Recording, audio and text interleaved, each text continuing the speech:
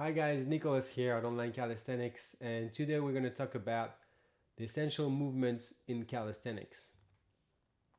Over the last few weeks, I've been asked many times, um, what is the best movement for this particular muscle, or how to isolate and work on my bicep or my shoulders. These are concepts that are very related to classic bodybuilding and weightlifting, where people try to isolate their muscles to grow them. Um, in calisthenics, we usually use full body workouts to move properly, and that develops a chain of muscle rather than a muscle on its own. So, really, I wanted to make this video to go over the basic foundation movements that everybody should be mastering at a good level with proper form in order to go towards more complicated movements and more advanced skills in the future. We'll go over the 5 or 6 main things that you want to be mastering before you think of performing hard and advanced movements. These particular movements that we're going to go over are not easy. None of the calisthenics movements are easy if you try to do them right, with good intensity, proper form, and high repetitions or high volume. These are really important things to master in order to move on to the cool skills, or the ones that are more fun to practice. Basic strength needs to be practiced before anything else. So let's start with the classic pull up. I usually have people starting with the pull ups because it helps the back to open.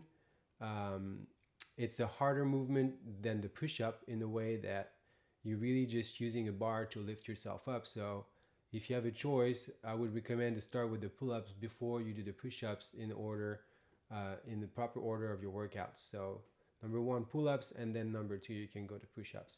And then you'll see, as the video progresses, we'll go over the other movements that I want to talk about as well.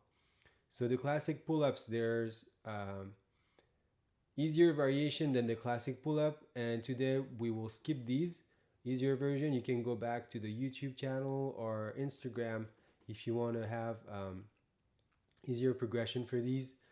For the pull-up, you can use bands.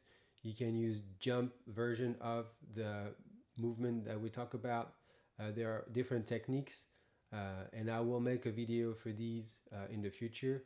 But today we're going to go over the basic movement itself and how it needs to be performed to achieve the best results. So on a classic pull-up, what you want to do is first and foremost grab the bar properly. You want a strong grip, and you want a false grip here with your wrist up. So this is going to be a neutral wrist. You want to put your wrist a little higher than you would normally. So basically it will come a little higher and try to reach to a little bit higher than you would normally, so that it allows the forearm to really pull you up as well as the rest of your muscles. That's going to be a great addition to the pull-up overall. The second thing that is very crucial in order to perform the pull-up is the scapular squeeze or the shrug. Basically this area here, and I'll play it in a second, you'll see it's going to be crucial. It needs to go all the way up and all the way down once you start pulling, so it gives a good overall back activation. It's going to work with your rhomboid muscle, the central muscle group in the back. These two groups are going to help you shrug your scapula, your shoulder blades, in order to propel you in the air. So let's play it, and I'll help you deciphering the comments on it as we progress. Let's play this. So here, as you can tell, I'm shrugging hard up and down, and here I'm squeezing all I got, and I'm really squeezing, as I said, my serratus in front of me and my rhomboids and my lats really here at the back. I have my core tucked. You can't see it because it's on the other way, but my back is always also squeezed, sorry, and I'm trying to avoid arching. Very important. Do not try to arch. Try to really keep that structural core in. At the end of the video or later in the video, you'll see how to practice your core in order to maintain what we call the hollow body position, whether it's on the floor or in a push-up or in a pull-up. It's always the same thing. You want to avoid arching and you want to hollow your body in by tucking your core in and your pelvis in. Let's keep playing the pull-up video, and you'll see that as soon as I'm done shrugging, I'll reverse that a little bit. As soon as I'm done shrugging, I'm really pulling with my arms and everything I got to get on or over the bar and keep my chin over the bar when I'm there. Important cue here is to keep your elbows in. You want to really drag them down as opposed to sideways or any other way. Really try to keep your elbows towards your torso, so it helps you keep a clean form and activate your upper body as good as possible. Let's keep going. So this is a good squeeze at the top. You want to be aligned everywhere and go down. You want to depress your scapula all the way down and repeat. So usually you want to go fast on the way up and slow on the way down. That's the control way to do things. It helps build strength. This is the front view. So core tucked, shoulders open, and same thing, we do the shrug. We keep our feet together, pull your toes down, shrug it up, and after you shrug, you pull with your arms and get all the way up.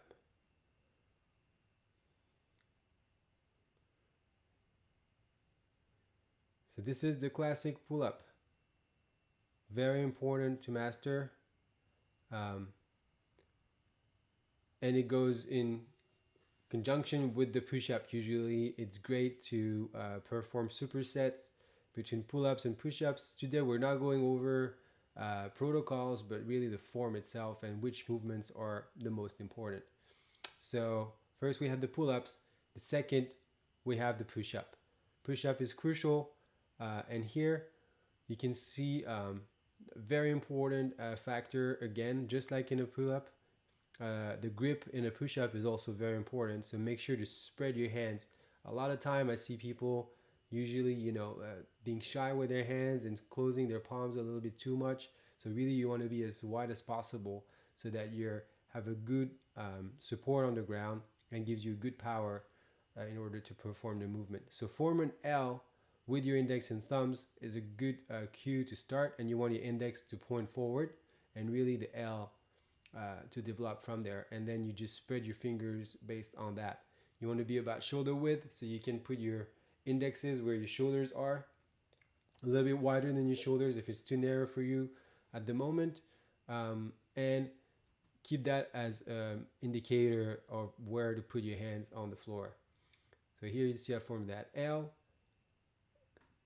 I lean forward. You want to be on your toes when you're on the floor, and you want to keep a nice line by tilting your pelvis in. That's the little circle here. That means you want to tuck your pelvis in and pushing your glutes down, basically, to keep your legs straight.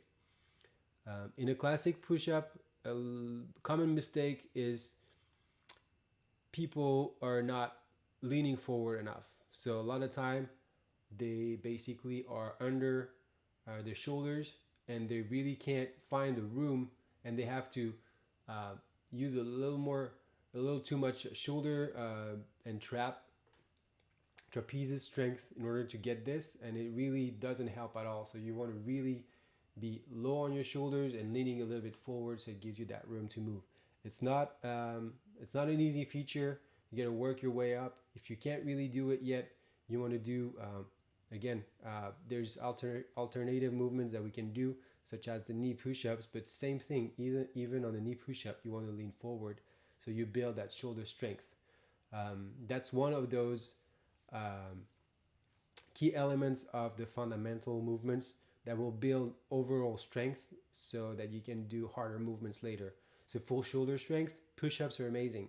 If you lean forward enough, you're gonna get that strength that you need for other movements.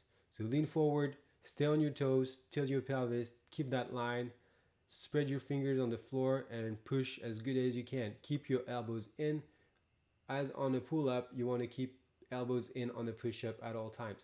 So 45 degrees out is usually a good cue. So not too wide, um, so that you don't force your shoulders in the movement too much.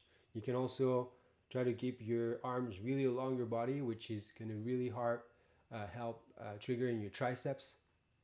That's also a good option. But 45 degrees is a good rule of thumb to get started. And this will definitely work your full body, including your shoulders, for those who want to work your shoulders.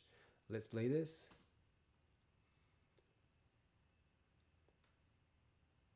In this, I'm squeezing my elbows in, keeping my rib cage tucked in, my serratus, which is the chest muscle, tucked in as well.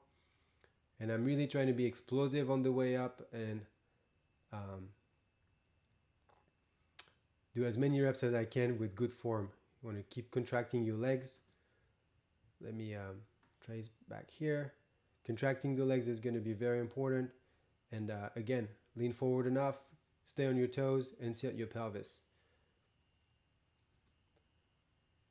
The next movement we'll go over is the classic parallel bar dips. So this is a crucial movement for people that want to get stronger chest, or any really pushing movement is going to really benefit from doing dips. It's a hard movement. It's not an easy skill and requires a good amount of engagement.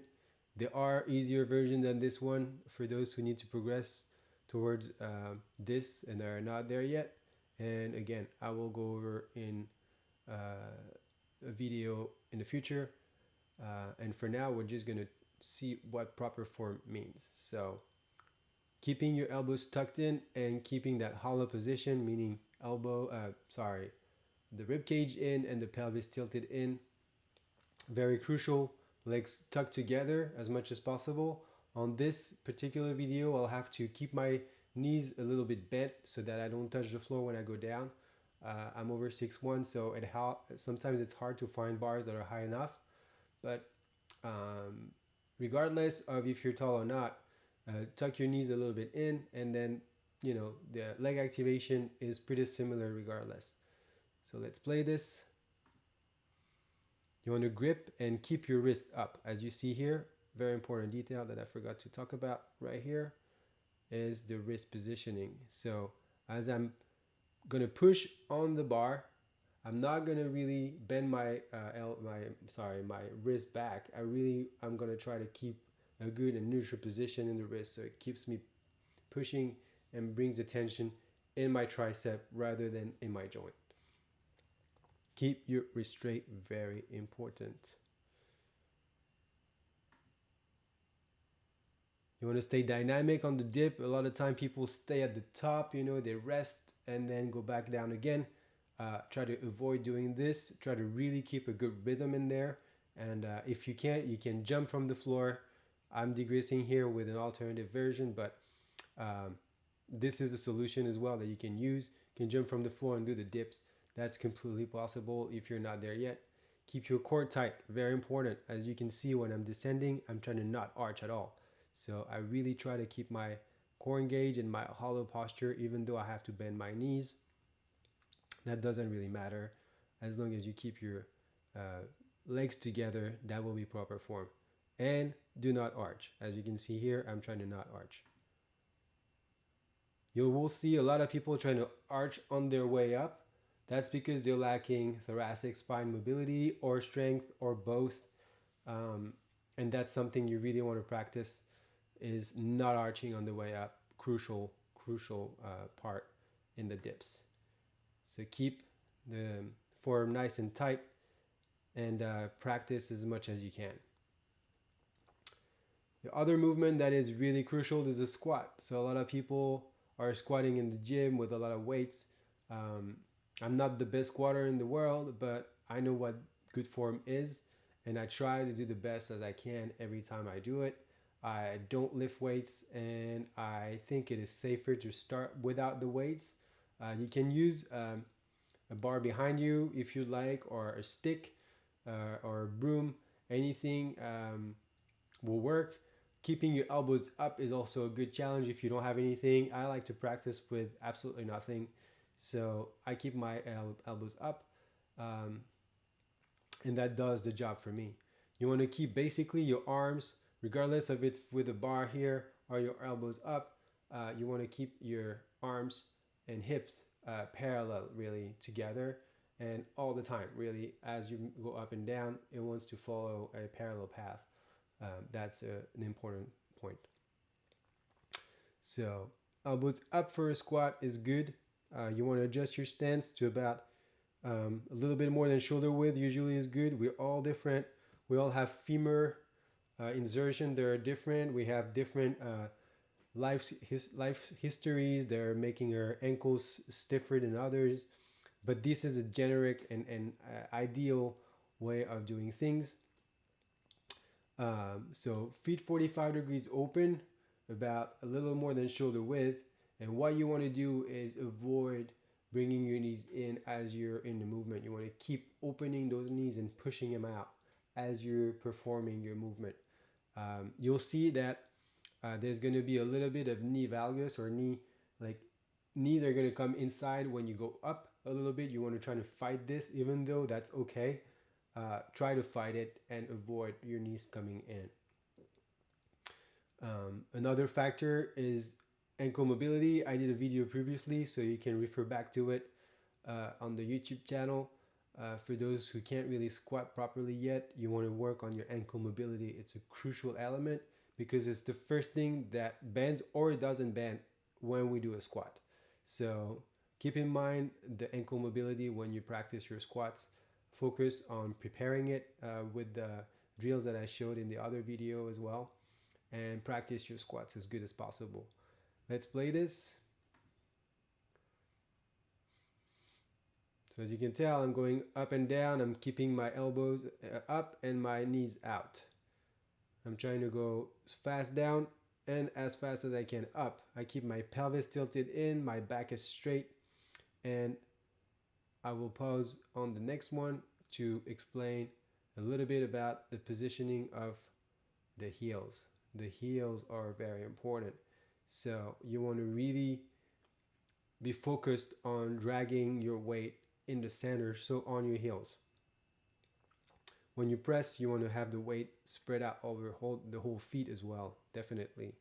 But a lot of people are lacking the flexibility and can't really activate their heels properly, so it makes their squat not as good as it should be. So keep your pelvis tilted at the bottom, so that means that as you go down, you tuck in your core and everything you got, and at the bottom is the crucial part that's going to get you up back in the motion. So try to really activate the core and the pelvis at the bottom of the movement. You can raise your arms up to make it a little more difficult and to extend the lats as well, to feel the whole muscle chain working together. It's a good way to keep your back straight. Having your arms up usually tends to keep your back straight. So practice this basic squats. There's great protocols that we can go over in the workouts that I've posted on the platform. There's plenty of ways to use these squats progressions. Use them all day, and don't try to get to do a pistol squat or a very hard movement if you can't do a proper body weight squat yet. So work on these and get good at it, and they'll work.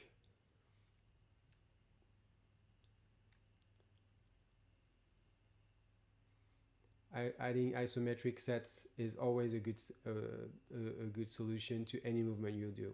So I'm backing up a little bit here where I say including isometric holds at the end of your sets.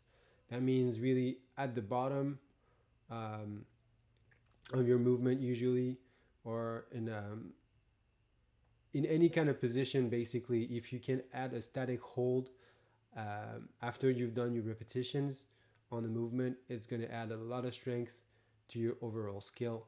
I would definitely recommend doing this regardless of the movement that you're doing. Another crucial element of the calisthenics workouts are high bar or alternatively parallel bars, knee raises. A lot of time people trying to lift their torso off the ground, so they're really trying to get their, that would be your head. They're trying to get their head off the ground and their torso off the ground if they do chin ups, sit ups, or things like that. Um, One of the key elements in calisthenics is to be able to lift your legs from the ground as opposed to lift your torso off the ground. Your legs are half of your body weight, if not more.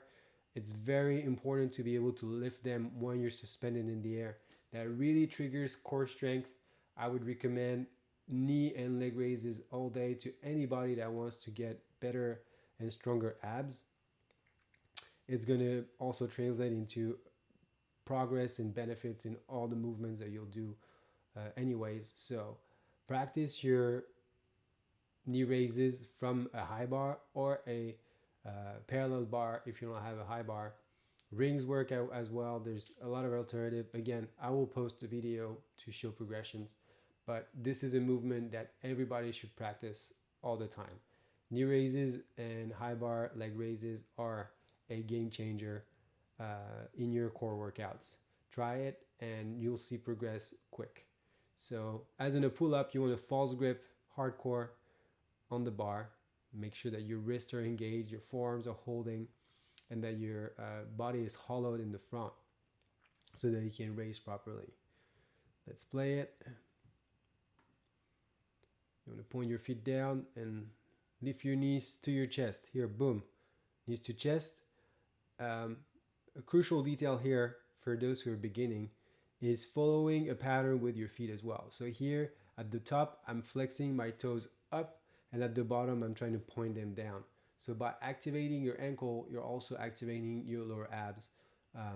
It's really a benefit, and it goes up and down a lot more smoothly, and you'll see great progress doing this.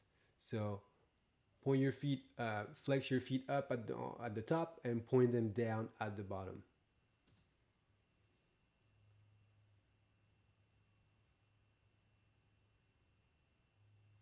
You can do the same thing with straight leg raises. This is a little more advanced. I'm trying to minimize the swing as I go down. You can also go all the way up. By the way, this is not an exact toes to bar. It's more of a swing toes to bar. I can also do the classic toes to bar, but this is, I just wanted to make sure for those who are watching the videos, a classic toes to bar would require a little more compression and less momentum. That's a workout finisher, always good to do. Last but not least, we'll go over the classic hollow body hold on the ground. That's, to me, at least, is another game changer. When I started calisthenics, is one of the first features I try to really get good at is trying to keep that line between your toes and your shoulders pretty straight. As you can tell, it's a gymnastic feature. You'll find that in most gymnastic trainings, and that's a very important movement and position to master. So you want to lift your feet off the ground, keep your shoulders off the ground and your arms off the ground. So basically you have your upper glutes and lower back on the floor, and as minimum body as possible on the floor. You want to create a little curve within your body and try to really keep that rib cage here connected with the pelvis and the legs. The serratus, like your chest muscles, are also active. Everything is active really in there, and you want to point your feet in front of you to activate the legs properly. So here is how it looks like. Here, as you can tell, I'm really focusing on keeping my feet together, pointing it up, keeping my core tucked, my shoulders off the ground and my arms up. I'm trying to really pull behind me with my arms as well. That helps keeping a lengthy body on the floor. That's a little pointer here that I like to mention. But this is a crucial position. It looks like not a lot, really. People might discard this pretty quick, but for those who know calisthenics, this is a crucial element. So practice this. And we're not talking about holding it for a second. We're trying to hold that for anywhere from 20 to 30 seconds and repeat for multiple sets. You'll see, try that. It's basically the opposite of a plank. You know, on the plank you're facing down, you're facing up. But really, these are really hard drills. If you do them hard and long enough, it will make you progress a lot. So this is the last of the fundamental movements that we'll talk about today. We've talked about the pull up, the push up, the squat, the dips, the leg and knee raises, and finally the hollow body on the floor, the static holds. These are really foundation movements that you want to master in order to get good and better overall at calisthenics over time. I still train them all the time to this day. It's been a long time that I've started. And it doesn't matter how good you are, really keep focusing on your foundations all the time. It's not a question of how you know how good you are right now. You won't be as good tomorrow if you don't practice the basics. Um, very very important thing that I'll keep repeating over time, in order to make sure that you guys keep making constant progress. So this is it for today. Thanks for watching. Drop some comments below if you like, if you have any questions, or if you'd like to see more specific videos, and I drop some ideas. I'll be happy to answer, and I'll get back to you pretty quick. Thanks for watching again, and have a good one, guys. Thank you.